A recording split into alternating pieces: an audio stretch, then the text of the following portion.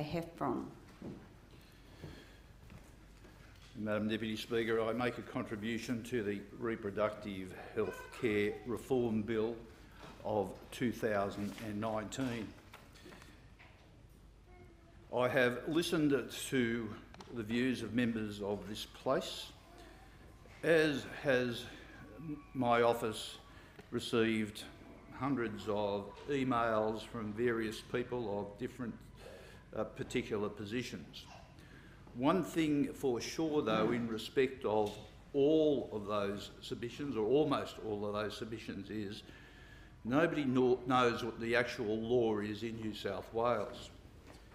To listen to members of this House to assert that Section 82 to 84 of the Crimes Act 1900 makes abortion illegal in this state and therefore it needs to be decriminalised is erroneous, because the law is not contained simply in sections of the statute. The law is a body of law that also encompasses decisions of the courts, called the common law. It is wrong to assert that as a basis that requires this legislation. Secondly, those, and most of those who have contacted my office, seem to be of the view that abortion is legal in New South Wales and therefore this bill proposes to make it legal. That view is also wrong. For almost 50 years, abortion has been permitted by the law in New South Wales. The common law, as determined by the courts, has consistently applied the principles determined by District Court Judge Levine in the Queen against Wald, reported at 1971, 3 District Court Reports, New South Wales, at page 25. And that is that where a woman honestly and reasonably believes, on any economic, social or medical ground or reason, that the pregnancy constituted a serious danger to her physical or mental health, a woman has the right to terminate a pregnancy. The courts have declared the law to be that the relevant factors for determining whether the pregnancy constituted a threat to the physical or mental health of the mother included the social and economic circumstances that it would apply subsequent to the birth of the child. That's a decision of the Court of Appeal in CES and Super Clinics Australia Proprietary Limited, reported at 1995, 38 New South Wales Law Reports, at page 47. In fact, in 1995, the then Premier Bob Carr observed, quote, "In my view, an abortion is a matter responsibly left for discussion between a woman and a doctor, and that's the position we will take in this state," unquote. Bob Carr's position merely reflected the common law of this state. Effectively, that means that since 1991, abortion by demand has existed in New South Wales. The question therefore is, why the need for this legislation at all? My experience as a member of this House has indicated that whenever legislation is introduced that serves very little purpose, there are always unintended consequences. With the best will in the world, the Parliament does not always get it right. At best, even if it engages in a detailed consultation process, the Parliament can't possibly imagine every conceivable act or person or organisation it attempts to regulate that it can actually foresee at the time of enacting the legislation. It therefore has to trust the courts to interpret it in the future. At worst, this Parliament legislates because of a newspaper headline or alternatively a broadcaster's opinion for purposes other than the real reason that the legislation is enacted. And so consequently, simply legislating for the purposes of some philosophical view always has unintended consequences. Because on one view of it, this bill, part of this bill, is far more restrictive than the common law. And I am sure that that's not what's intended by those who sponsor this bill. I am critical of the fact that the normal legislative consultation process has not been engaged in. Not because any view or philosophical view I have about abortion, but because we have not enabled people to properly have their input. In relation to the many hundreds of people that have contacted my electorate office, and most are opposed to this bill, I wanted to convey to them that their understanding of the law in New South Wales is wrong, that in fact abortion is permitted in New South Wales, and I wanted their input about this particular bill. But I was denied that opportunity, even though I've been able to write to them, because before I'm going to vote on this bill, they're not going to have an opportunity of getting back to me.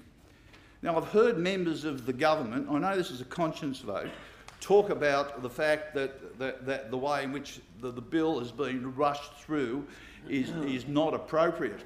But it was last Thursday that they voted to enable this bill to be treated as government business. And this bill is before the House, not in accordance with any standing or sessional orders, and not in accordance with any resolution of this House suspending standing or sessional orders. And so the reality of the situation is people were entitled and are entitled to be consulted. And the reason that they're entitled to be consulted is this. And not because most of those people that have been vocal are opposed to the bill, because the nature of this issue requires decisions to be made that, as best as possible, we can take people with us. This is an issue that has divided nations around the world. I mean, the world's most powerful democracy to this day is bitterly divided on this issue. Ever since the US Supreme Court determined in Roe v. Wade at 410 United States reports at 113 in 1973 that the right of a woman to choose to have an abortion without executive government restriction has divided this nation. To this day, associate justices are appointed to the Supreme Court, either nominated by the executive or approved by the Senate, based upon whether or not they will overturn what's known as Roe v. Wade. It is a hugely divisive issue. I accept, though, in Australia and in New South Wales, that the community is slowly moving in a more progressive way. We have seen it in in the debate and the plebiscite on gay marriage, and this is an area where I discern that the community are beginning to move. But you want them to move with the Parliament. We want them to have their say. We want them to not feel disenfranchised. And the way in which we've embarked upon that exercise, I believe we have done just that. However, despite them being denied their right to consult, despite this House considering a bill in breach of its own standing and sessional orders, I'm required to come to a view about this bill. I will bring to my view about this bill my knowledge of human affairs, my knowledge of the law, and my own philosophical position. I told this House on the 7th of June 2018 in the Public Health Amendment Safe Access to Reproductive Clinics Bill, my long-held view. Madam Deputy Speaker, might I have an extension of time? The question is that the member's time be extended. All those in favour say aye. Those against, the ayes have it, the ayes have it. I have believed, prior to the Queen and Wald and Roe v. Wade, but prior to that, I have believed in the right of a woman to choose. I reject the pro-life or the pro-choice badges. I believe that a woman has a right to choose. During my lifetime, I have known people who have terminated pregnancies and have faced that position. I have supported people. I have acted for them. I have witnessed and seen the results of the scars that are left.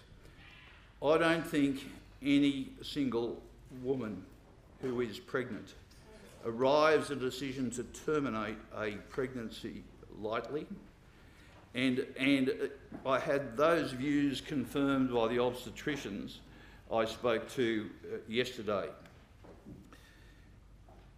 I have seen the impact of school children as a young teenager myself, when sex was taboo, and when sex before marriage, I should say, was taboo, when contraception was taboo, let alone abortion being illegal, and young school children faced with a pregnancy from a religious family, struggling to tell their families, let alone securing the termination of pregnancy when it was illegal to do so and was hard to obtain, contrary to a philosophy of their own families.